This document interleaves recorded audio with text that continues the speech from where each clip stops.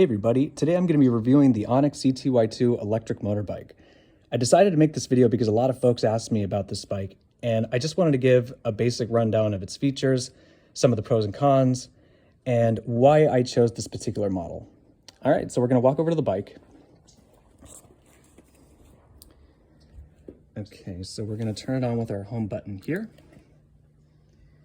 And you can see on the display screen, you have your clock, your speedometer / odometer, and as you can see, I've gone over 2,000 miles on this bike so far. Twist throttle. You got your blinkers. Okay. Got your horn. And you have your pedals down here, which are really more of just foot pegs, because this bike is pretty heavy and it's pretty difficult to just pedal it, you know, as a bike. And then you have, it's pretty cool because you have a built-in alarm system. That allows you to lock the bike turning it on, which is definitely on my pros list. And there's 3 modes of sports you can use. There's, whoops, right now I'm in sports mode. Whoops. Okay, so there's Eco, which at this speed you're going around, 16 miles per hour, something very modest. You go over to normal mode, and that bumps up the bike to around 20 to 22 miles per hour. And then you have sports mode. And sports mode, for me personally, I've gotten about 55 miles per hour. So just keep in mind that when you're making that kind of jump, that if you're not used to it, maybe kind of like build up to it, because that's a pretty big jump right there. So a question that I get asked a lot is, what is the real top speed of this bike and what range am I getting? My answer is your speed and range is going to vary depending on a lot of things. Your weight, how much power of the bike are you using up? Are you using the light? Are you charging your phone? Are you riding on a full charge? I'm about 5'8", I weigh around 140 pounds, so average range I get is about, 40 miles per charge. On their website, they advertise it is having a 60-mile range, but that's assuming you're riding at a snail's pace. I also think it's interesting that they say that this bike is a 62-volt motor on the website, but for some reason on the display screen, it reads 69 volts of power. So it's a mystery. Also, you might notice that the light is still on. One thing I forgot to actually point out is when this bike is on, the light is automatically always on. And you have your light switch over here. And so this is kind of like more like a high beam. And I know it's the middle of the day, so it's a little hard to tell right now, but this light is actually a very good, very powerful light. And just so I'm not wasting battery, let's turn it off. Okay, so, all right, now that I've gone over some of the key features, I want to go over some of the pros and cons of this bike.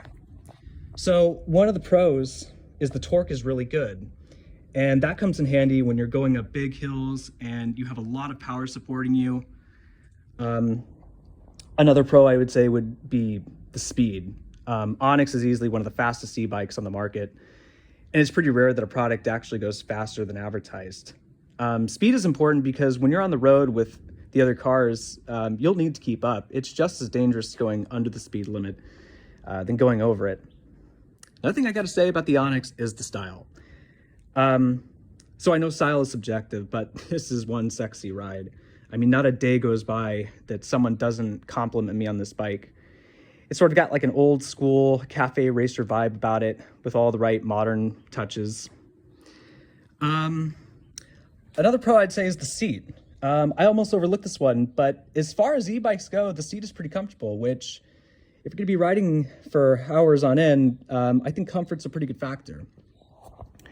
Okay, so another pro I would say is the alarm system. As I mentioned earlier, this has a huge pro to have. By having the bike locked, it can't turn on, and the bike is very heavy, so it's already pretty hard to take if somebody really wanted to steal your bike anyway. But you will need the key to activate it, so I do recommend Carry your key on you. I think that's important. Okay, so moving on to the cons. So I'm not sold on the brakes. You know, not even 2,000 miles in, and the spring for the left brake has snapped. When you come to a complete stop, sometimes the brakes will slip and the bike will jump forward. So, plus they feel kind of flimsy. So I'll probably replace the brakes sometime in the future. Another con is the bulky battery. I'm actually going to walk over. I made some notes about this, but so what I had to do is I had to put a door stopper on the battery because, see, when I would turn the bike, it would run into the battery here. So that was just kind of a design flaw, which maybe you could have something with just as much power, but maybe with a sleek design. So I am going to consider that one a con. Let's see. Another one, and this was almost a deal breaker for me, which is the range. I was really disappointed when I discovered that this bike only has around 40 miles range, around 60 is advertised. And so I contacted Onyx to see if this was just, you know, my particular problem or if there was something wrong.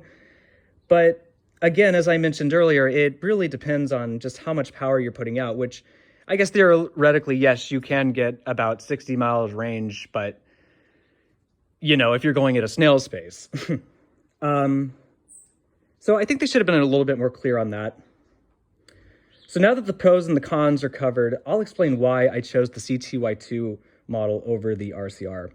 When I was shopping around for an e-bike to replace my former aerial rider X-Class rider, I kept hearing about the RCR all over the web, so I found a local dealership and I tried it out.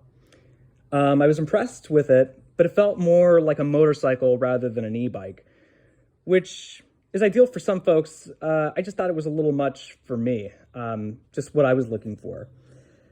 But then I tried the CTY2 and I was instantly sold.